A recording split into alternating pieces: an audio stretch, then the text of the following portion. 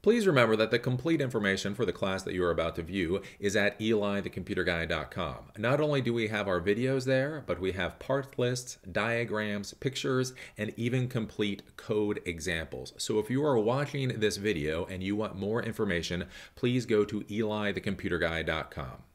Welcome back. As you know, I am Eli, the Computer Guy, and in today's class, I'm going to show you how to use iframes in your HTML document. Basically, what iframes allow you to do is they allow you to embed web pages into the HTML document that you are creating. So you can do things such as embed other people's web pages. So what I'm going to be showing you today is I have an HTML document, and I've embedded my website, elithecomputerguy.com, into it, and I've embedded Louis Rossman's website into it, so you can see how you can actually embed other people's websites directly into your HTML document, or you can simply use iframes for code reuse, though you do have to be a little bit careful about that. So if you want things like footers in all of your web pages, so let's say you're creating a website, you're going to have 10 different web pages, and on all 10 of those web pages, you need some type of footer to talk about copyright compliance or terms of service or something like that. Instead of typing that into all 10 individual HTML documents, you can use an iframe. And so basically what you can do is you can create one document called footer.html, and then you can use an iframe to then embed that footer into all 10 of those documents. The useful thing about this is if you need to modify that footer in the future, then you can go to that one footer file, do the modification there, and then that will be used on all 10 different documents. So you don't have to worry about, okay, I modified this footer and I modified that footer, but crap, did I modify the footer on page 9, or did I fat finger something on one of the pages? You can also use it for something like a header to create a menu. If you're going to have the same menu across many of your HTML pages, you can create a header and basically embed that into all of your pages using an iframe. So I'll be showing you how to use iframes today. One of the warnings that I will give you is you can overuse iframes. Iframes is one of those things. It's a very useful tool, but sometimes what you can do is not necessarily the smartest thing to do. So you do have to be a little bit careful about how you're going to be using iframes when you build your website, but it is a useful tool to have at your disposal if you're going to be building HTML documents. So the one warning I would give you with using iframes in your HTML document, other than be careful about overusing them and really think about how you're using them. Again, to be clear, what you technically can do and what you should do can be two entirely different things. But one of the things that I'll also warn you about is, do remember, if you're going to use iframes to essentially open up other people's websites within your HTML document, do realize that website is actually opening up in your HTML document, and the visitor that is viewing your HTML document will then get the scripts and anything else that is being run on that other website. So again, if you, let's say if I open up Louis Rossman or rossmangroup.com in an iframe within the HTML document that I've created, things like JavaScript may run for any visitors that are coming to view my HTML document. Again, remember, Rossman Group, they would have all of their analytics and tracking scripts and all that on the back end, so they would be able to see again who's viewing their website through that frame, be able to grab things like IP addresses and other information. So one thing that you do have to think about is if you're using iframes to open up other people's websites, you do have to think about how the end user will be affected by that. Now, I mean, to be clear, it's one of those, is it that big a concern? Is it that big a concern? Probably not, except in the 0.01% chance that it is. So this is just something to be a little cautious with. Again, I know like a lot of my viewers are probably new to the tech world. And so let's face it, people that are new to the tech world, they like things like pirate, websites, places where you can download pirated software, pirate movie sites, that type of thing. And so, again, if I'm going to embed rossmangroup.com into my HTML document, I'm not particularly worried about it. I mean, he may do something stupid, but I'm not that worried about it. But if I'm embedding some pirate movie site with an iframe onto my HTML document, or a pirate software site into my HTML document, the people that are running those sites, you may want to be a lot more concerned about what scripts they're running and what will be fired off when that opens up within the HTML document that your visitor is coming to. So do realize when you embed a website using an iframe into your HTML document, your visitors will then be affected by whatever that website has to offer one way or the other. So do be careful about that. So here we are at my demonstration computer. Again, I am using a MacBook Pro, so when I've written out this HTML code, I've used text edit. But all you need in order to write HTML is an ASCII text editor. So if you're using Windows, use Notepad. If you're using Mac, use text edit. And if you're using Linux, use gedit or Nano or Vim or whatever else you want to use. The important thing is when you're creating an HTML document, do make sure to save it as .html or .htm so that when your computer tries to open it up, it will try to open it up with a web browser. So now, for this particular example today, this is going to be a little bit more confusing and convoluted than normal because, again, we're going to be embedding iframes into a particular web page. And so in order to do that, I've had to create multiple HTML documents. So this right here is the iframe.html document, right? So with this, what we can see is that I've used 4 iframes to embed 4 different HTML web pages into this particular page. So when we double click on iframe.html, it will open up these 4 other pages within that one page. So the first things that I've done is I've created my own HTML pages just to show you how you can do things like embed something like a header or something like a footer. So if we take a look at this, basically we're using the iframe tags. We're saying iframe space src equals, and then we are putting in the path to whatever we're going to be embedding. So for this, we're going to be embedding a header.html file, and so it's just /header.html. The period means that the header.html file is in the same directory as wherever the iframe.html file resides. Then I have added something here called frame border equals 0. Now this is actually technically old. This is not something you're supposed to do anymore. This is not technically kosher in the HTML5 world, but to be clear, HTML4 generally still works completely fine in the HTML5 world, and I just like using this frame border. Basically, what this frame border equals 0 does is it takes away the border. So if I don't put frame border equals double quotation 0 and close double quotation, what will happen is there will be a border around this particular frame, and it will be very obvious. So that's kind of ugly. I don't particularly like that. So I'm using the frame border equals 0 to get rid of that border. Now, to be clear, again, how you should do this in the real HTML5 world is you should actually use CSS to do this. But this one particular example, I'm just going to use old-fashioned HTML because, frankly, it works and it does what I need in this particular demonstration. And then all you're going to do is you're going to close the iframe /iframe. So you're actually closing the iframe tag. So all of this is then going to embed the header.html at the first part of this particular website. Then what I've done here is I've actually used the p tag. So I've opened a p tag and I've closed a p tag. And so this is where I'm putting 2 other websites within a paragraph. So they will sit side by side.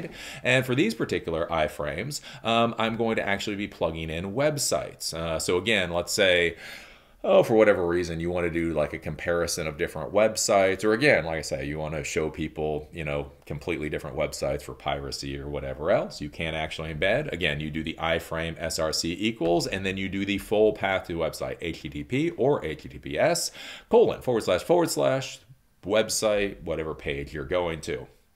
And so I've done this for EliTheComputerGuy.com and for RossmanGroup.com down here. Again, https://www.rossmangroup.com.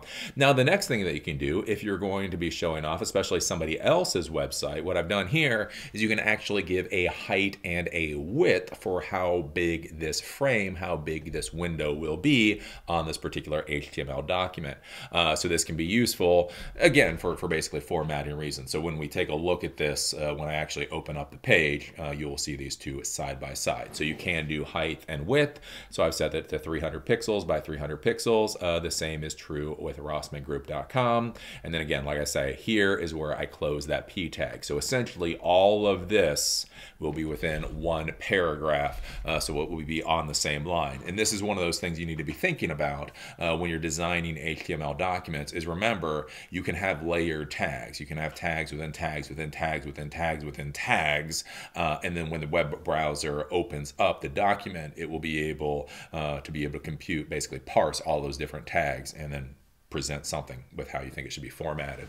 Then finally at the end, basically I have like what I had at the beginning. This is an example of a footer. So iframe src equals double quotation mark period / and footer.html. Again, I put a frame border equals 0 here because I don't want a border. Again, that is HTML4, but it does work in HTML5. You should use CSS in order to do this, but again, for this example, this is what I'm doing. And then of course we close the iframe. This is one of those things that's easy to forget about. Do make sure when you're doing these iframes that you actually close this iframe tag. It can be easy to forget that that exists. Now past that, we're then going to look at the header .html file that I created and the footer.html file that I've created. So if we go up here, we can see this is the header.html. And again, all this is basic HTML. H1, I just saying header. Hey, this is a header. Again, you can put in whatever you want. You can put in hyperlinks here. You can put in images here. You can put in anything that you can do in HTML or JavaScript or anything else. You can put all of that up here. I'm just putting this, so basically H1 header, P tag, paragraph tag. You can have a menu bar here or a header image, etc. Period, period, period. And then I close. Then down here for the footer, what I've done here is do H6. So H6 is the smallest of the header tags. And so I'm just calling this a footer. And so, P tag 2, you can put copyright notices or such here and reuse on all of your pages. Close the P tag. So again, these are basically the standard HTML documents. Now, if we take a look, if I double click on header.html, we can see when I open up the header.html page, all I get is header. You can have a menu bar here or a header image, etc. Right? So that's basically what I get. Let me shrink this a little bit. And then when I go and I double click on footer, we can see that the footer opens up and we get the really tiny, again, this is an H6 tag. So it's still a heading tag, but it's the smallest heading tag. So you can see this little footer here, and then, you can put copyright notices or such here and reuse on all of your pages. So these are full-fledged HTML web pages. They just don't say a whole hell of a lot. Then all we do is we go down to the iframe.html file. So we have named this particular HTML document iframe.html. And so to see all of this come together, if we double click, now we can see, look at this. This is basically the iframes in action. So it brings in the header. So if we take a look, right? So iframe src header.html. So we have the header here.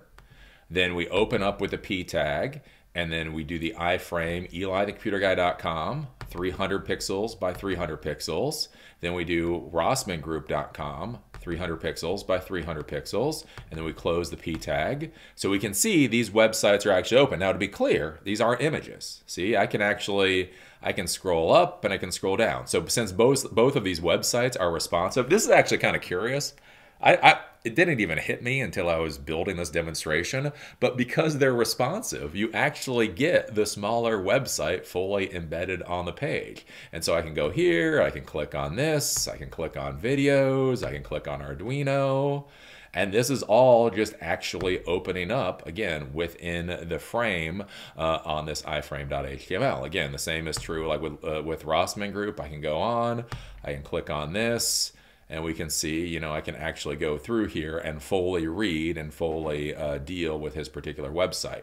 Now, again, if I wanted to open something up in like a new tab, if I did like right click here and open up in a new tab, then the entire web page can open up. But this is a way that, again, you can show full websites side by side, especially now that responsive websites are a thing.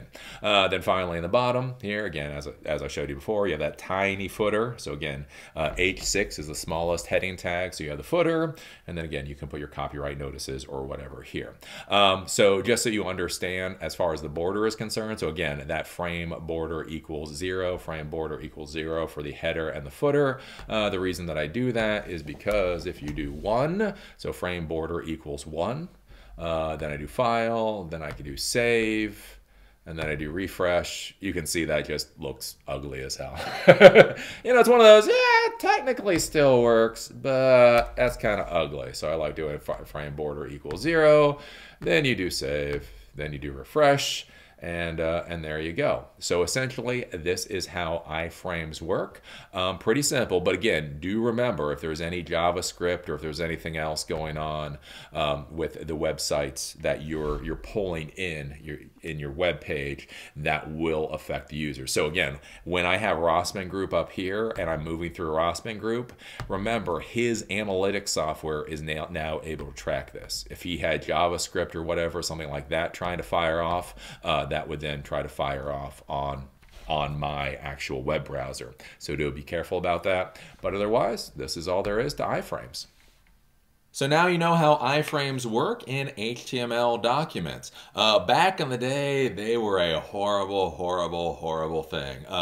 Because basically how iframes were used by a lot of people back in the day is what would happen is they would go to websites such as forums or basically some kind of content management site, something like that. And basically within comments or within forum posts, people would then embed iframes, and those iframes would be able to reference, again, any website that they wanted to reference, and that caused just horrible things across the internet. So basically it would be one of those things. If you went to a forum, somebody, let's say in their signature bar, added an iframe, that iframe went back to a website that again would trigger all kinds of JavaScript scripts to fire off when that was opened up. That was a nightmare to users. Thankfully now, with most of the forums out there, most of the content management systems, they have ripped out iframes, because again, iframes is one of those things. Like, iframes in the right hands, used for the right purposes, are very useful and very good. Iframes in the wrong hands, used for the wrong purposes, can just trash the internet, can just make life bad for everybody.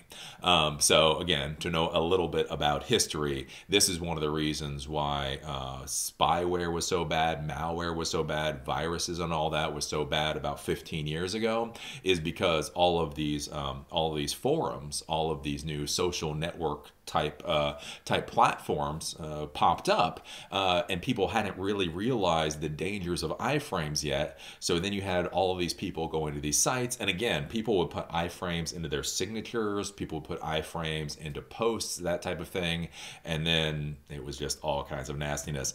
Add iframes, combine iframes with the fact that back in the day, you could actually drop registry edits directly into a Windows computer, Windows XP. You could actually, pre-Service Pack 2, Windows XP Service Pack 1 era, you could literally drop registry edits onto somebody's computer simply by them opening up a web page. Like literally, it would open up a web page, it would trigger a registry edit, and your computer was screwed. So take that vulnerability with iframes, and you realize why computer repair people were making a lot of money 10 years plus ago. Thankfully, those kind of vulnerabilities have more or less disappeared from things like forums and social media. But that is something to understand about the history and some of the vulnerabilities of the past. Again, as you use iframes now, do realize when you are using iframes on your website, again, to reference other people's websites, the same thing is true. Now, Now at this point, you're actually coding everything in, so you're in control of what websites the iframes are pointing to. But again, do realize if you're pointing to pirate websites, if you're pointing to nefarious websites, do realize when somebody opens up your website, they will be hit by all the JavaScript, all the tracking code, basically anything that nefarious website has to offer, because basically when they open up your website, they're also opening up that website, so they will be hit with anything that other website will try to throw at them.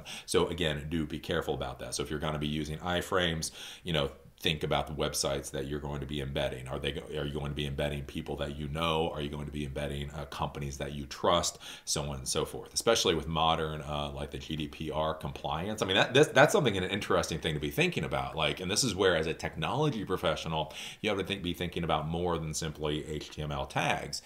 Is if you embed using an iframe somebody else's website that does not comply with privacy policies of certain countries, well, that's then technically your website. So then are there legal ramifications if somebody goes to your website and there is an iframe that references a nefarious website and their information is taken, so on and so forth? These are the types of things that you really do have to think about. And again, that's where there's a difference between what is technically possible and what's smart. What's smart.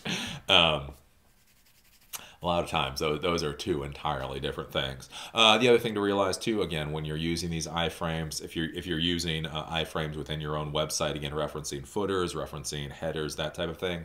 If you don't want to get into the whole CSS world, again, we are going to have a series of CSS classes, but if you don't want to get into CSS, do realize with HTML, you can use the old HTML4 formatting for a lot of things, and it will be recognized by modern browsers. Again, that whole frame border equals 0, that is technically, well, that is an HTML4 formatting, but it works. And so for a simple thing like what I'm showing you today, I just thought it was an easy way to show you how you can make everything look kind of seamless. So do realize that, like, there's a lot of push right now where people say, like, oh, you have to do all your formatting in CSS in the modern HTML5 world, and it's one of those, you should.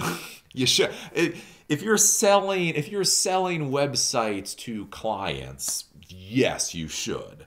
On the other hand, if you're just building something on your own, you basically know the environment it's going to be used in. Again, doing things like old-fashioned HTML4 formatting might not be such a bad thing to do. Just one of those things. You have to come to your own decision. So as always, I enjoyed doing this class and look forward to seeing you at the next one. If you like the content that I create, please think about going to eliTheComputerGuy.com and becoming a member or donating. Please understand that all of the educational videos are in front of the paywall. That includes the videos, that includes the notes, the diagrams, and the code example. All of that is freely available and in front of the paywall. But if you want to watch opinion videos or if you want to be able to comment, you do need to become a member. Membership is $5 a month or $60 a year and gives you access to those opinion videos and the ability to comment. If you don't want to become a member, you just want to give a one-time donation, there's also a donate button where you can do that. Please understand, in order to provide the education that I am, it does cost money. Servers cost money, equipment costs money, travel costs money. All of these things cost a reasonable amount of money, and the fact of the matter is YouTube's advertising program no longer supports creators the way that it used to. So if you want these classes to continue to stick around and you find them to be valuable, please think about either becoming a monthly member or donating a few dollars for this project.